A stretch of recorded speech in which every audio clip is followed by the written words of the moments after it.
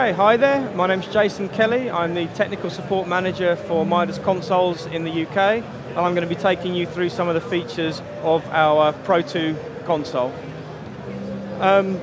First and foremost, it's about mixing good audio. We, as a brand, are renowned for making the best sounding mixing consoles out there, and the PRO2 definitely continues that, that legend and that legacy.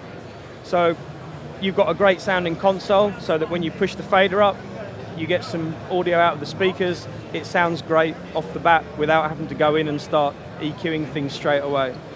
We've spent a lot of time and a lot of energy designing some features into the PRO2 so that it's an incredibly easy console to use and to get around. And this is particularly important because it's such a small, compact control surface.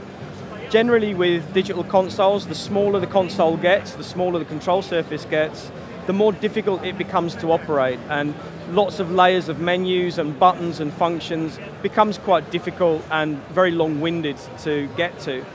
The PRO2 is all about speed. It's all about getting to things as quickly as possible.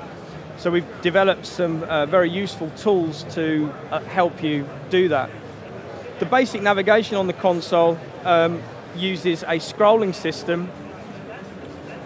So you scroll through your inputs instead of having layers of faders. I have the ability to see up to 24 inputs at one time by using the extend function.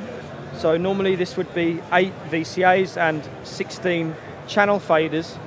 By using the extend function, I can see up to 24 channels at one time and scroll them all together.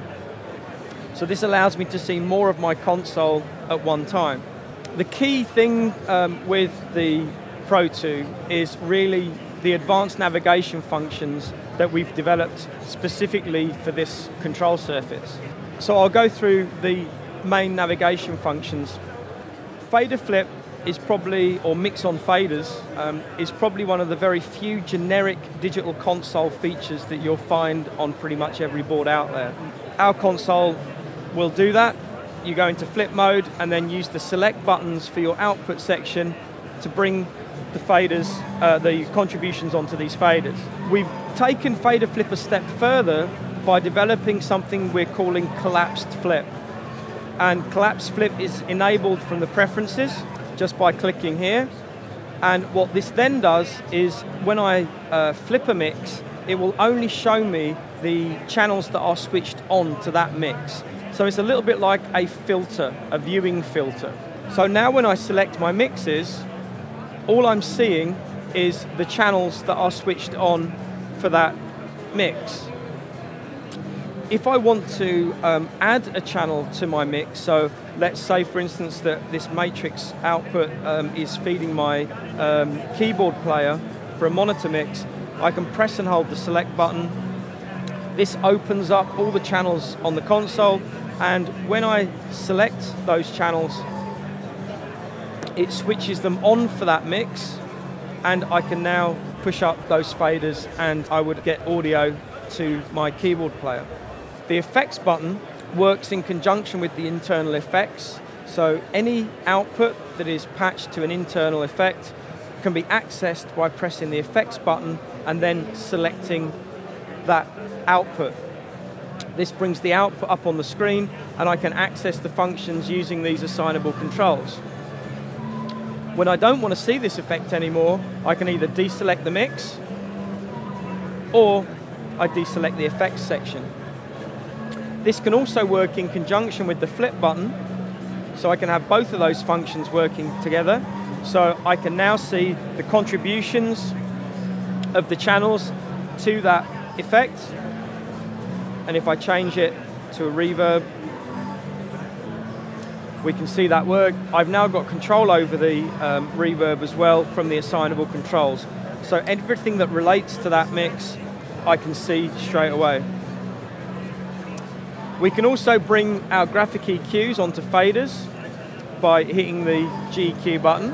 And now any mix that I select that has got a graphic EQ on it, the VCA faders will show me the graphic EQ, and I can scroll through the filters with the scroll buttons.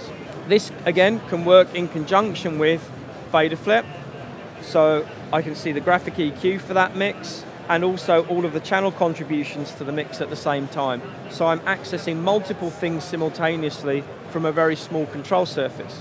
One of the most important features that we've developed for this console is this function here, which we're calling MCAs, or Mix Control Associations. And basically, an MCA is a VCA for monitor engineers. So VCAs in a standard format are not very useful for mixing monitors because they only affect post-fader mixes. An MCA allows you to basically mix via VCAs for pre and post-fader channels. So if I enable my MCA mode, as soon as I select an output, the VCA buttons basically relate directly to the channel that I'm mixing. So if I select mix number 10 and my vocalist wants more keyboards but less drums, normally I would have to go to each individual input channel and turn each one of them up or down, which obviously takes a lot of time. Using the MCA functions, I can turn down my drums by putting down my drum MCAs and push up my keyboards using the keyboard MCA.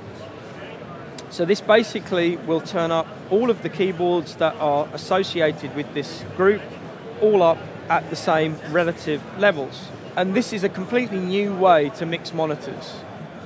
It allows much more control and much more speed of access. As soon as I select a different mix, my MCAs go back to 0 and I start again from a clear palette.